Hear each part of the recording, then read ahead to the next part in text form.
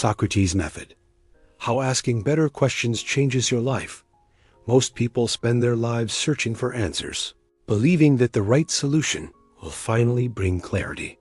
Socrates believed this way of thinking was flawed. He taught that wisdom does not begin with answers, but with the quality of the questions we ask. Over 2,000 years ago, Socrates walked through the streets of Athens, stopping people with simple but unsettling questions. He did not lecture or preach. He asked, "What do you mean by that? How do you know this is true? Why do you believe it?" With each question, false certainty began to collapse.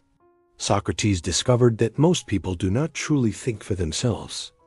They repeat ideas inherited from society, culture, fear, and habit, and mistake these borrowed beliefs for truth.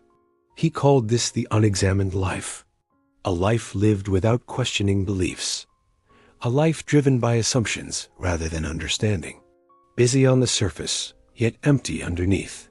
Socrates believed this was the greatest danger of all, because when beliefs are never examined, people live according to ideas they never chose, and a life that is not consciously chosen is never fully lived. The Socratic method is simple in form, yet powerful in effect. It begins by questioning assumptions.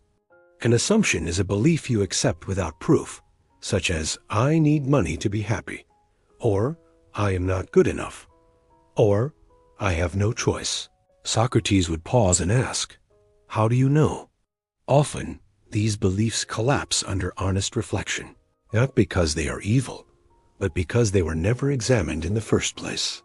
Freedom begins the moment you realize that not every thought you have is true. Awareness creates distance. Distance creates choice. And choice creates freedom. The second step of the Socratic method is defining your words. People chase success, happiness, and freedom without ever asking what these words truly mean to them. Socrates understood that confusion begins with vague language. When meaning is unclear, effort is wasted. Clarity begins when words are defined and values are understood. The third step is exposing contradictions. A person may say, "I value honesty," yet lie to avoid discomfort. Socrates did not attack or judge. He simply revealed the inconsistency. When beliefs contradict, discomfort appears. But discomfort is not failure. It is the doorway to growth. Wisdom begins where false certainty ends. The fourth step is accepting not knowing. Socrates famously said, "I know that I know nothing." This was not weakness. It was humility. Ignorance can learn. False certainty cannot. By admitting uncertainty, the mind becomes open, flexible, and capable of growth. The final step is living according to examined values. Socrates did not merely question ideas. He lived in alignment with them, even when it cost him his life.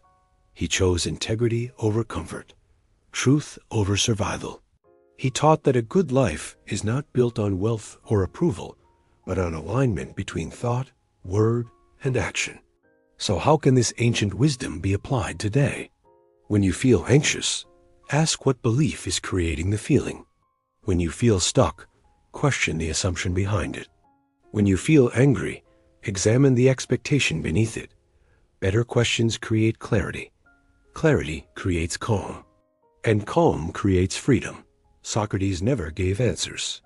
He gave something far more powerful, the ability to think for yourself. In a world full of noise, opinions, and distraction, this may be the greatest wisdom of all. If you value timeless philosophy and ancient wisdom from modern life, subscribe for more. Thank you for listening.